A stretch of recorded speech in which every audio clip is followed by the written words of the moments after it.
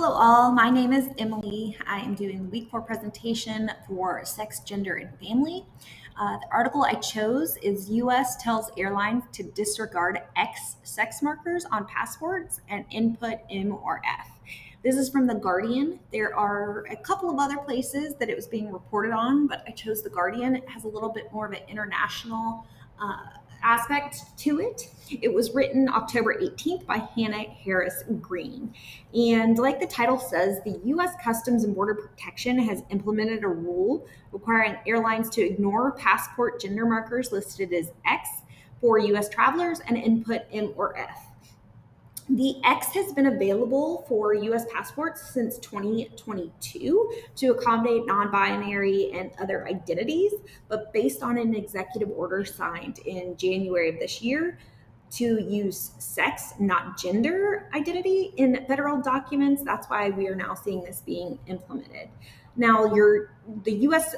Passport that has the X will still be a valid travel document, but passenger info submission will no longer recognize the X. So a M or F will have to be input, and this is going to lead to confusion and possible harassment or travel delays for the gender diverse and non-binary people. And we already know that customs and Border Patrol is hard enough as it is to get through. So this is just another added issue that will have to be dealt with. One thing I did like about this article is that they interviewed some people that this directly affects. Sorry, my computer's a little slow to load. One person was July Pulaski, and they said that they chose the X because they were tired of dealing with the confusion from the officers. They didn't like the judgment from officers if they didn't meet the officer's ideal portrayal of the sex that was listed on their passport. Also, which I think is interesting and hadn't thought about personally, was the body scanning x-rays at the airport security reveal what's in your pants. And so for trans people, that can cause an issue if there is something in your pants and they don't think there should be. You get pulled out, you get a pat down, and that's just an invasive issue that shouldn't be an issue to begin with. So that's why July personally got the X put on their passport, which I appreciate them including into this article to just give an example of why someone would choose the X personally. One of the problems with this article is that they don't say how it's going to be implemented or what exactly happens if there's a mismatch. Now, it's not necessarily the author doing a lack of research. They did try to reach out, but they couldn't find an answer to that question. So it is a problem in the article, but I don't know that it's, like I said, the author's fault. But we don't know like the training for these officers or what's going to happen if they see someone from a foreign country with an X. Now, they did say those will be treated as normal. The foreign passports with X are still going to be treated the same as they have been. But again, how much training will go into knowing when to differentiate. It does show that sex and gender, there's a lot of confusion there in relating to our lecture. And the point of having your gender or sex on your ID is to make the person more easily identifiable.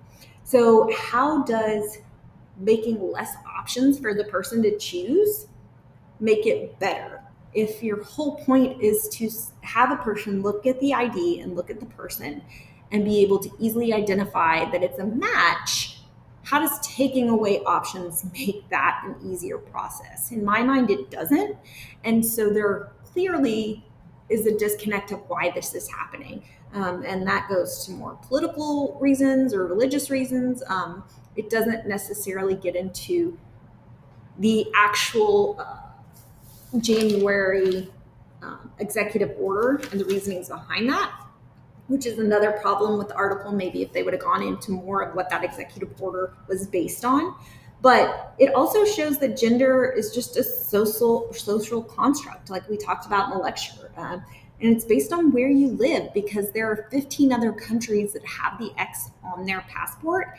And so if they say, yes, there's multiple genders, but then you come to the US and we say, no, gender doesn't exist, it's only sex, it's male, female, there can't be disparities if it is the ultimate truth and a fact. So obviously gender is just a social construct, and this kind of proves that point. I do wish the article had given more of the history, like I said, about the executive order, or even how the X marker got put onto passports in 2022. How long did that take? Was it years in the making, and now 3 years later we're taking it away? Just a little more history into the actual X marker itself, I think, could have improved this article a little bit. My question for my fellow students is, how do institutions like airlines or border control shape the everyday experience with gender? For instance, July Pulaski in the article says, going through TSA and customs really makes them think about their gender, whereas I haven't. I'm a female, and I was born a female and identify as that. So I would love to learn other people's experiences, not just through that, but maybe something that, myself as someone who doesn't deal with that, what other ways does gender get brought up in your day-to-day life? I would be fascinated to learn and see how that affects other people, and what power that has on people, that don't fit into the norm. Is this just a stepping stone of seeing what we can get away with? Because there is fear that, okay, right now the passport is still valid, but it might cause delays. Well, what's the next step to that? Is it eventually going to be you cannot travel if you have an X? The fear of the unknown is definitely a great fear right now. So there's a lot of interesting ways that this discussion can go. So I can't wait to hear y'all's assessment of this implementation of this rule and what you think about it. So thank you so much.